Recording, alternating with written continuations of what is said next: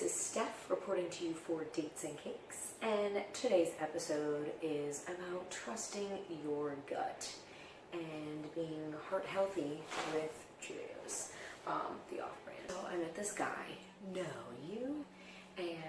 he didn't live here. So we decided to meet up. Conversation started great, laughing, all the usual. In the beginning, super excited. Best friend didn't even want to hear it because she was like, that's how they all start out. Just let me know how it goes. So we talk on the phone and have this great conversation, and so we decided to meet up. So we meet at a place that's mutually beneficial for us in the fact that it was a lot closer for me, but it was a place that he didn't really get to explore when he visited. So we got to explore a new place together. Cool. What wasn't cool was first time I ever meeting, brings me a hoodie and a shirt, like from his like college sports days. I've been engaged before and I never had his hoodie or shirts from that, like, college days. So that freaked me out, and my gut was like, ah. And so I naturally, well, like the gypsy I am, like pushed him away and was like, this is a lot. And yet I agreed to be his girlfriend. What? That's kind of, yeah, I know, it's a lot.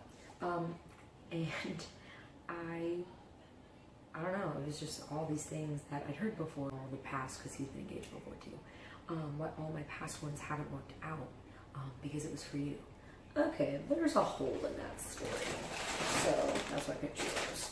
So we're gonna make puppy chow with Cheerios only, because you will be saying with me by the end of this video, Cheerio, darling.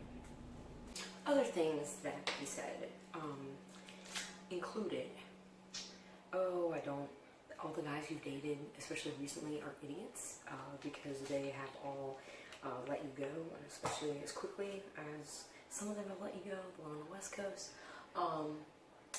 You know, they're all idiots, and I just don't understand, like, you're so amazing, and this, that, and the other, and I just want to make it work with you. And so me being gypsy, I'm like, well, I'm not staying in Texas. He's like, oh, well, where are you planning on going? And I was looking somewhere up north, a little west, not West Coast, but he's like, oh, well, then maybe I'll relocate there too. Wait, first time meeting. Okay, all right. I'm gonna melt this because I started to melt into the words. But we've melted for the words. Put the peanut butter in there and our vanilla extract.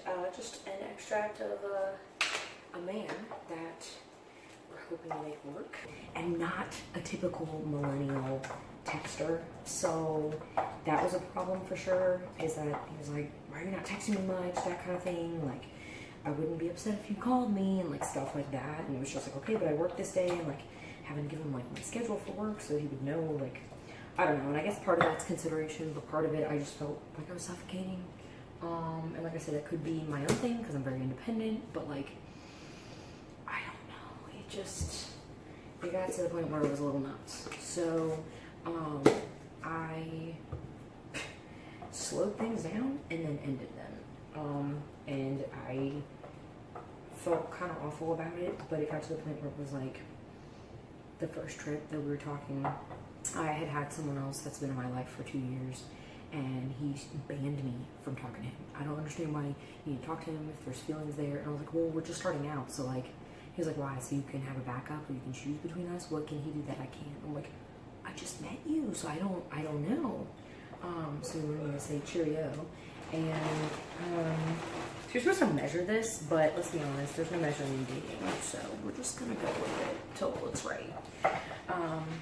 But trust your gut if it doesn't. So when that happened, I let it go, we didn't talk, and then I wrote him a letter because I started to think about things, and my life was going to shit. Oh, yeah, life was going to shit. Something happened with one of my jobs that I really care about, and I was like, he texted and said, well, don't worry. I was like, look, my life is on fire, this, that, and the other. He's like, well, don't worry, don't think this is going to negatively affect us. And I was like, that's literally the last thing that I can work, like, you do what you gotta do, because I can't worry about that right now.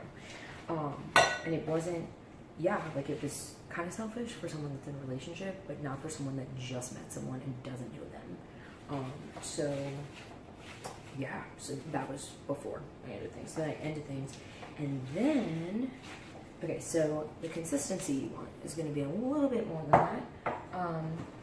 So after a little more time, sent a letter and had this long conversation, and things were great. Except I didn't do any better with the phone, I was told, because, but that's never going to change. I'm not always on my phone. I will post things on Snapchat, and I will do vlogs and vlogs, dates and cakes. Holla at you girl. But I just am not texting all the time. It's just not going to happen.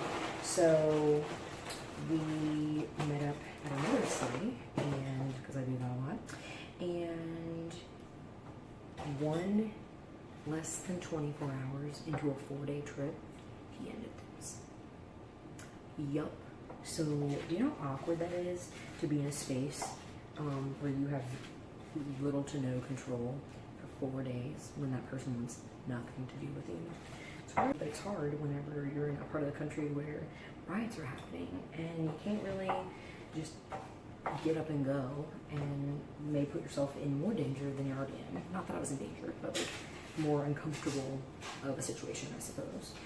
Just being kind of, I don't know, not wanting to do any kind of travel, not wanting to do any kind of stuff, and I was still trying to make the most of it, because that's who I am.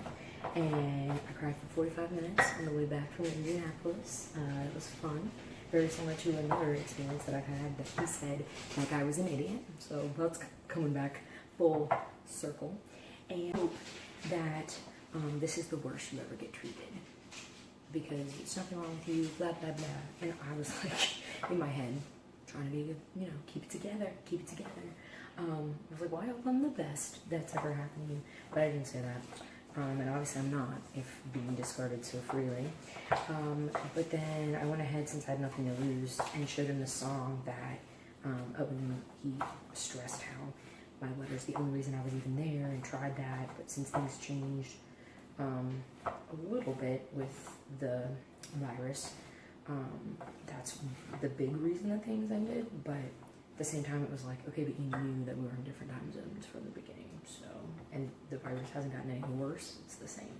So, but yeah, so you want to get some powdered sugar and dust yourself off and pick yourself up. So I went ahead and showed him the song that I found that had reminded me when things were good, of him, and it said, it's called Hey Stupid, I Love You. And obviously didn't mean that part, it was just the other part that talked about like insecurities and stuff. And he was like, well, I wonder if it would have been different if you really meant that word. What? What? That's when you really have to just shake all of it off, the entire thing. Because that makes absolutely zero sense. And I don't see how that would help at all if me moving an hour from where you're at didn't help things, because you didn't have to go to that city. This is the worst city. But I'm coming to a different part of the world that I've never been before. I say world, the country. Maybe I should go to a different part of the world. But yeah, so finally got out, and it was awkward, and we probably will never talk again and laugh last time. Until next time. Guess I kind of meant it. So.